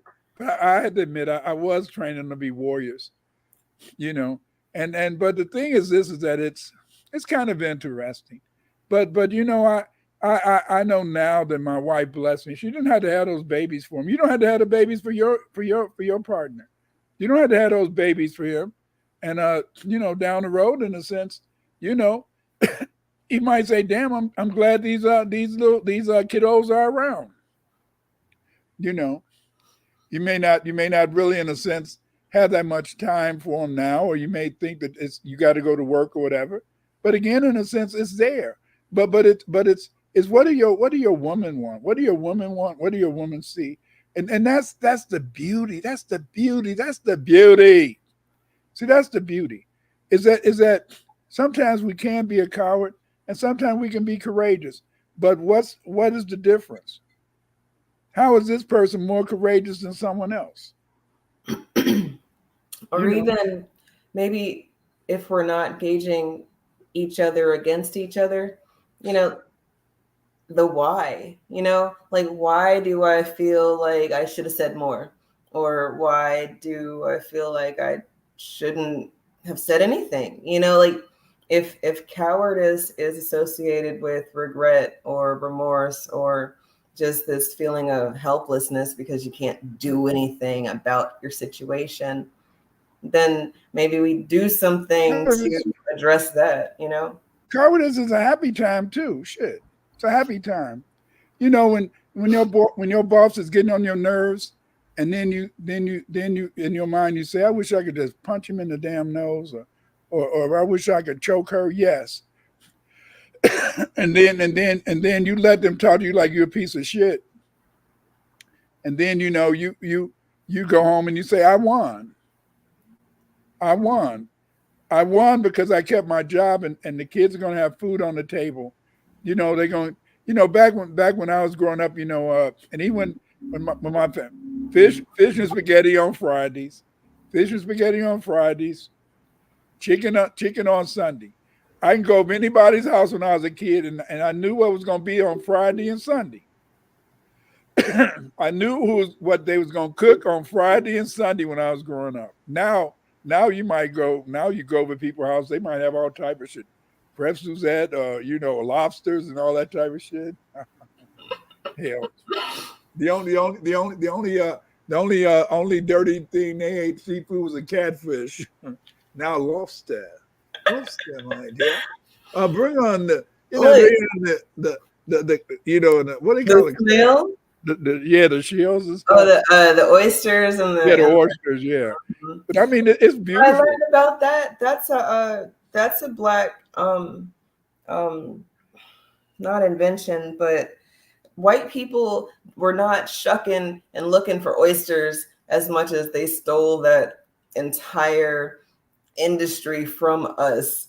And I feel like a lot of these things that people are making money on, especially these little niche types of trades. And oyster shucking supposed to be, oh, you're so bougie and classy, and you drink with tea with your pinky up and shucking your oysters and stuff. Yeah. And that's it's really survival food. Oysters clean the water. You really shouldn't be eating oysters. But if you are not getting food, or if you are on the run, or if you are in survival mode, and you know about those things that you can eat, that Yeah. maybe we wouldn't eat it as a everyday meal, but it is going to sustain us. It is a protein source, and But I guess it's mainly people who live near the sea. Like I know Boston people eat a lot of fish and stuff. Last thing I'm saying, my wife told me that if you have a girl, then the mother did all the work, and with the boys, the father did all the work. I love my wife more than I love myself. God sent her to me. Be one. That's what I used to believe. But I knew some 3-minute men. I knew some guys who said they were 3-minute men in their early days, and they had boys. So I said, "Damn, that's not true." I used to believe that, but that's not true. or 3-minute men, 3-minute men, 3-minute men, 4-minute men, 5-minute men, and they had boys. So I said, "Oh, that don't work." Quantity of minutes. It's about It is quality. It is quality. It is quality. I mean, nowadays, in a sense, it is. Bad conversation. I'm gonna be in trouble when we get off this live. It's the quality. Well, the thing is this. But see, remember is that if you be with somebody long enough, you sometimes can go. You might go 10 minutes, maybe 20 minutes. But and the thing is this is that maybe 2 hours. Women can have what 4 or 5 orgasms at one time, so it doesn't matter and stuff. So it depends. But the thing is this is that's what's that? Naughty in the chat is killing me, but I guess we're killing them too. So naughty. No, you don't. See, that's the whole point. Laughing, I was like, that's about 25 to 30 pumps. No.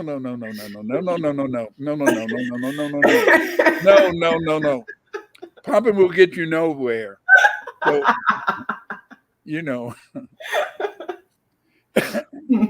but again, Naughty, you just keep your ideas. We like them. This is it. What the hell? Well, man, cowards are everywhere, and you had to be courageous.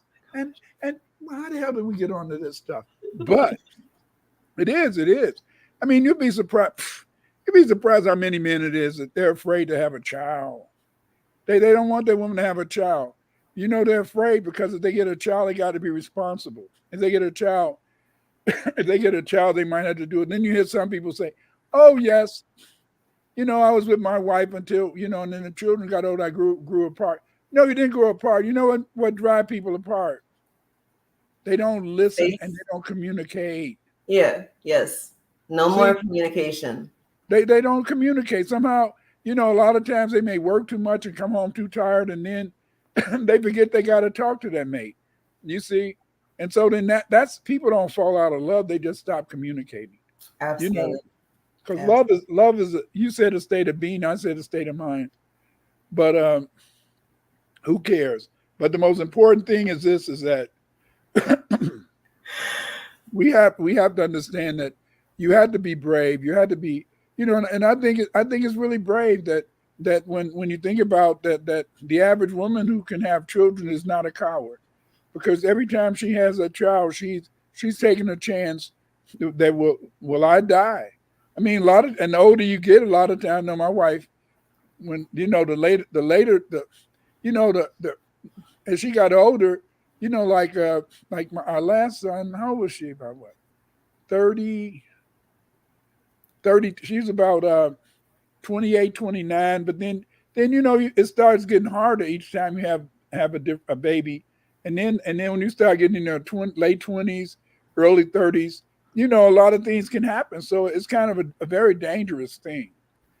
We like we like to think of babies being easy. My mama had 10 babies, so I just thought babies just come. The stork bring me some shit. I don't know. Right there on the doorstep. Yeah, belly, your big belly got a big belly, girl. Maybe the belly got a big. But I mean, I don't. Dr. Winter, shut up. Shut up. I'm just trying to hold a conversation. Just be quiet. But this is hard. We're talking about being cowards. How the hell can you talk about being cowards? We're talking about being cowards, aren't we? Anyway. That is too funny. It's and it's so real because I mean, like now it's election season, right? So part of the polarizing points have been women's birthing persons, female rights and abilities, and so killing babies is on the ballot, right? And then they say, well, the Republicans want you to eat every pregnancy that you have, even if you were raped, even if you're about to die, you're supposed to still have a baby, and don't vote for them. And then the Democrats are like, yeah, we'll kill the babies up until right before they're born. You need to kill it. We got you. And okay, yeah, I know it's like extremely grossly exaggerating both sides of the argument, but that was on purpose. And for the main point is that when I birthed the twins, I thought I was going to die. I knew that there was another baby that needed to happen, and I guess one of our minis has all the way free his phone. I knew that there was another baby that had to come out. I knew I had to push, and I couldn't push anymore. And I was like, I guess I'm about to die right here. Right here on the table is about to be dead me. And at least I got one out. And yeah, it was terrifying. But then it all worked out. And I wasn't. How do y'all? I never asked my wife this, but I'm gonna ask you this. How do y'all forget all that pain? My wife was a frontier woman, and we'd be in the thing, and all those other women be cursing the dirty motherfucker and this and that, and my wife would be quiet. Whoop, there's the baby, But these other women be shouting and all being, and I would say to them, how can you experience such pain and yet still want to have another baby down the road? It's interesting to me. Isn't that the biology of it all? I mean, that is something that my ex-husband's mom told me. She told me that after we had our first one, she said, don't forget this pain.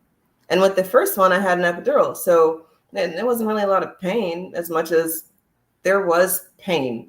Epidurals don't get rid of all of the pain, but it's a huge difference from having a natural. My wife hated epidurals because it was a lady. Yeah, but it was a lady. It was a lady in a sense in the in her building that had become paralyzed.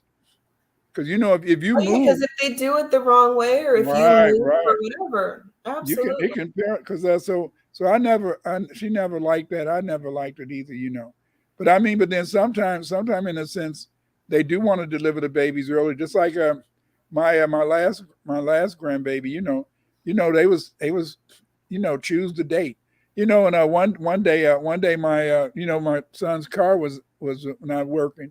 So I had to take my daughter to the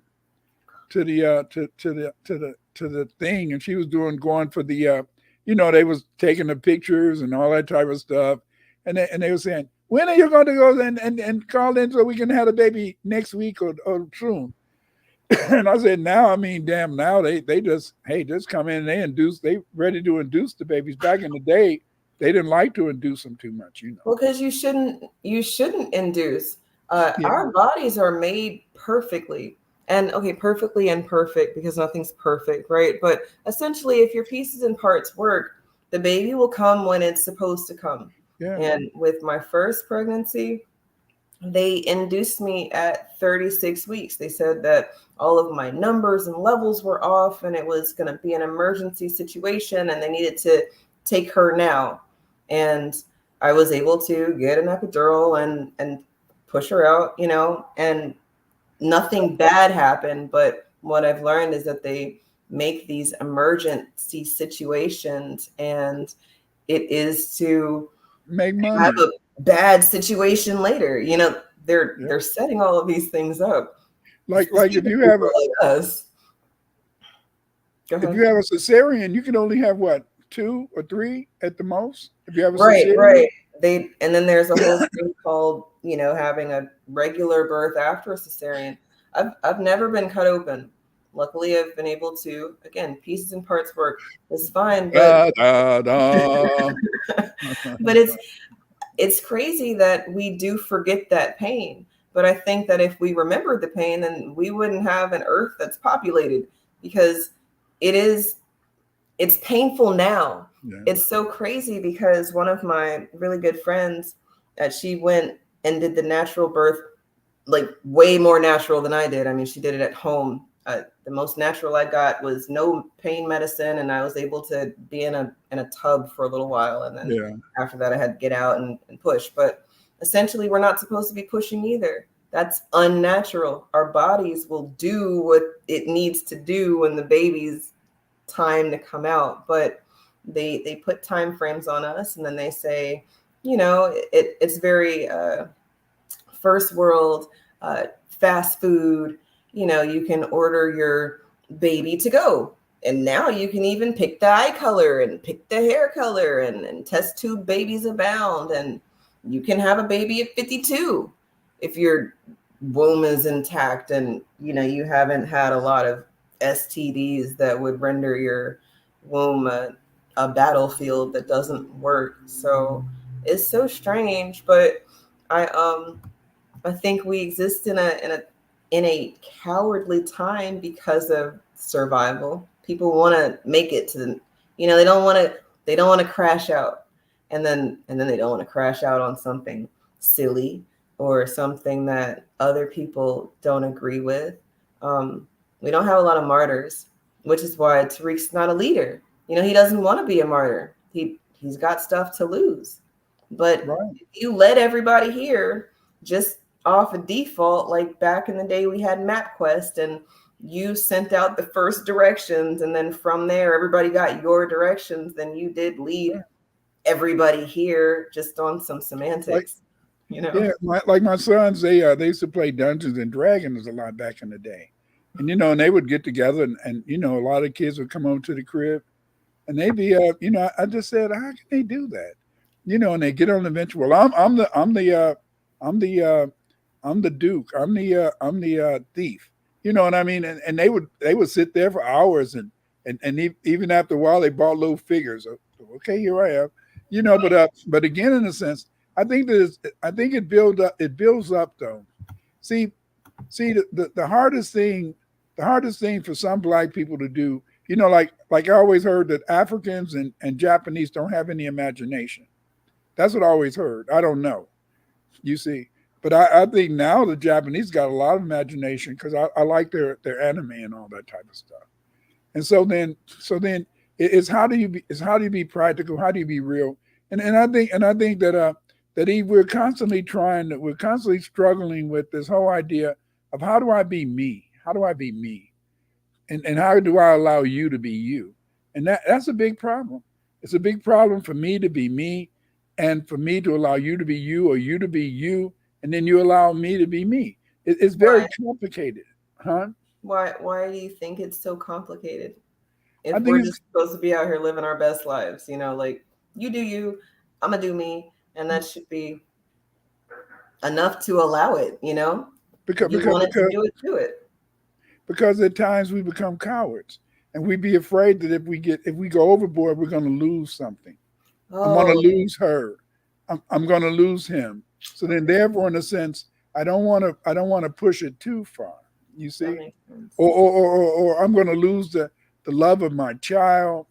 But if I had to whip your ass, I'm gonna have your daddy whip your ass.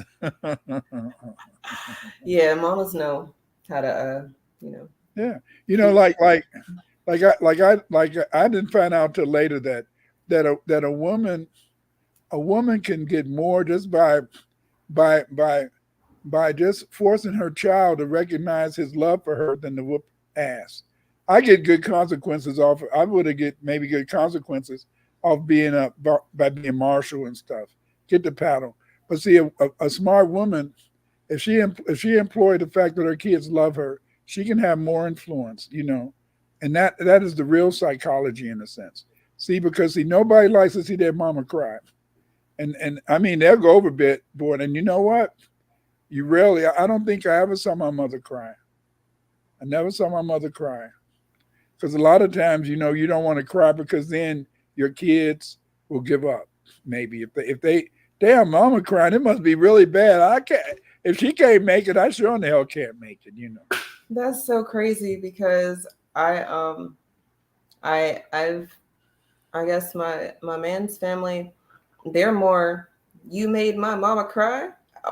We're fighting. So then, you don't see mama cry because she doesn't want you to crash out over something that has nothing to do with you. Right. Like you about to go cuss her boss out because he said something to her that, just as a woman, she's angry, frustrated. She knows that she can cry and it's not going to be looked down upon as much as, like you said, our sons, they don't like to see us cry. And I guess depending on what type of boy you've been rearing, they want to protect you.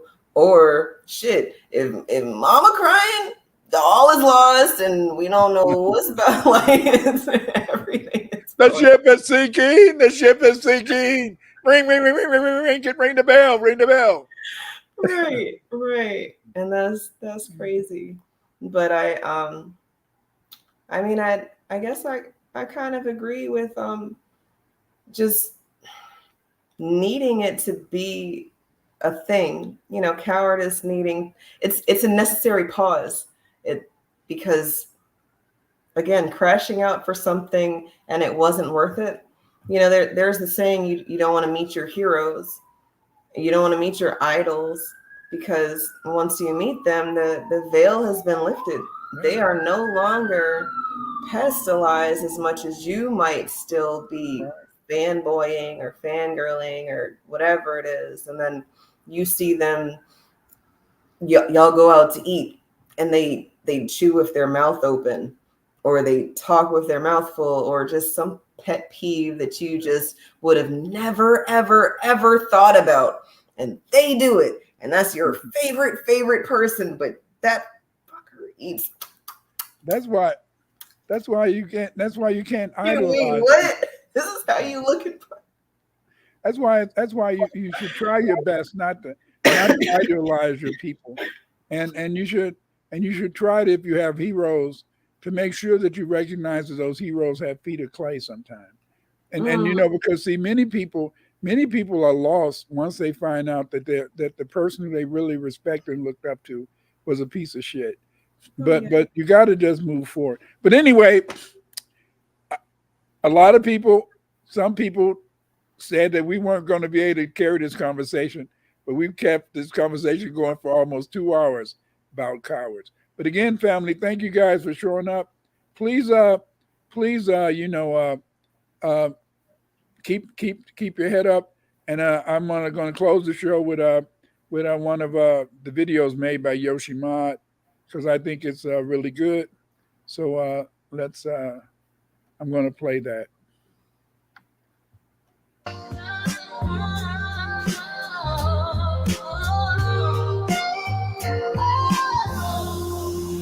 No need to pretend anymore. The truth is in your face. FBA roots, FBA roots, FBA roots. Oh, no need to pretend anymore. The truth is in your face. FBA roots, FBA roots, FBA roots. Remorse once ruled from woman to man. In Europe's heart, they wanted our land. the hidden past, where blackness thrived, a vivid past. No need to pretend anymore. The truth is in your face. FBA roots, FBA roots, FBA roots.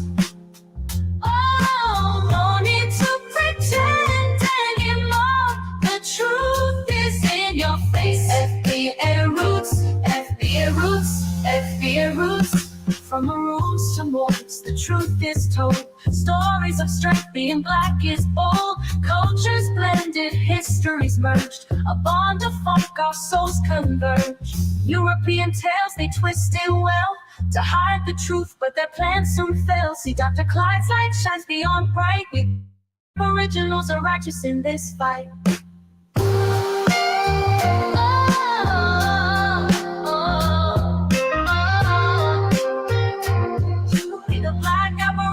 Are righteous in this fight. European tales, they twisted well.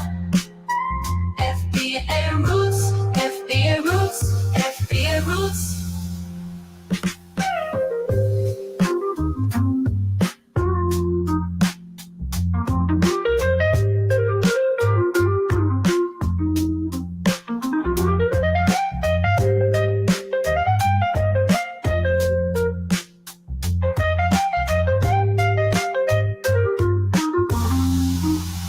No need to pretend anymore.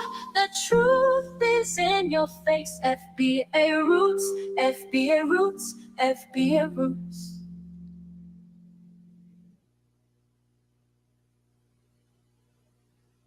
You know, that video was made by Yoshimod the Genius, and you know, you can buy Yoshimod's videos. They're at you know, Yoshimod.gumroad.com. right, and you can get all of his videos, you know, and he has some beautiful videos. You know, I like this other one too. I want to play this one that about the kids. I like this, The Walking Dead. They all on YouTube, targeting our kids, playing with kid toys. They like in their 40s. I move. Come on, man. And then in Canada, they teaching them it's okay to be dragged. They pay them. Then the food, the tiger, hot chip, red, fried, red, all that shit. Yeah. Take it to the air. Take it to the air. Where there's no one there. Yeah. We won the battle on the ground. Final call came around. Some of us heard that calling. Yeah, some of us were starving. Hoping for a better day.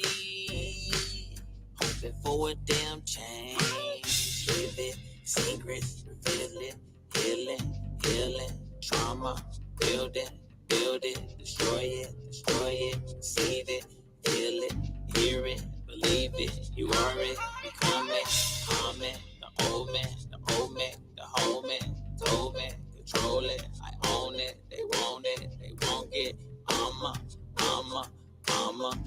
a warrior, I'm a they mislead our children and get in our head. They may feed us bullshit, kill us dead. They are walking zombies, living dead. And they are all parasites, killing dead. Take it to the air. Yeah. Learn to keep up even when the race ain't made for us. None can rub my nuts. Open up, genie, pop up. Want me to open up, but my heart can't open up. I've been hurt, no, I can't tell you my secrets, but if it worked for me, I know that it worked for us. No spoon feed us, ain't no off switch. I can never switch.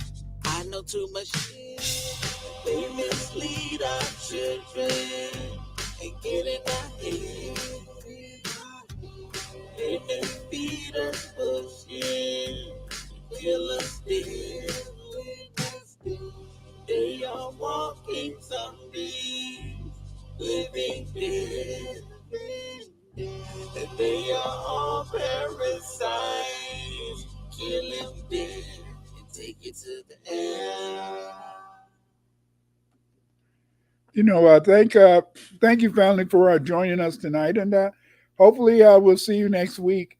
And until then, make sure that you remember is that, that we are one, we are a family, and that sometimes being a coward isn't always bad. You see, but just don't be a coward all the time. Not all the time.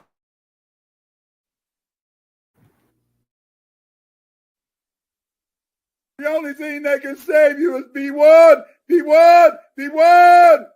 To fight Cage, you